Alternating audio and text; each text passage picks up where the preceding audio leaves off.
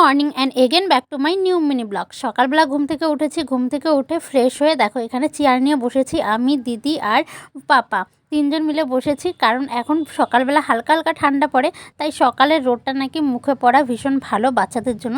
তাই প্রতিদিন ওকে সকালবেলা রোদের মধ্যে নিয়ে বসি যাতে ওর মুখে একটু রোদ পড়ে। আমার কোলে এসে তো কান্না করে দিয়েছে, তাই ওর মার কোলে ওকে দিয়ে দিয়েছি। তারপর দেখো নাচানাচি শুরু করে দিয়েছে। আর এখানে আমি একটা ভিডিও করছিলাম, সেটাই বলা বলি করছিলাম। তারপর দেখো এটা কি গাছ আমি জানি না, তবে আমাদের বাড়িতে প্রথমবার এই ফুলটা হয়েছে আর গাছটা হয়েছে। এর মধ্যে নাকি ছোট ছোট ফল হয়, তো সেটাও হয়েছে।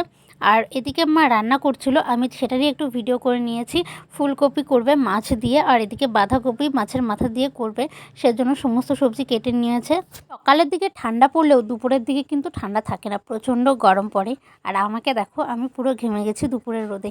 আর এদিকে আমার পাপা খিদে পেয়েছে, সেজন্য পাপার দুধ বানিয়েছি, তো আমি সেটাই একটু ভিডিও নিয়েছিলাম। আর এই যে দেখো আমার পাপা, এখন আমাদের দিনগুলো ওকে নিয়েই কেটে যায়, তাই খুব একটা ভিডিও ঠিকমতো করতে পারি না, কারণ ও কান্না করে। ভিডিও আর কি করব। তো চলো এই ভিডিওটা এখানেই শেষ করবো। টাটা, নেক্সট ভিডিওতে অবশ্যই দেখা হবে।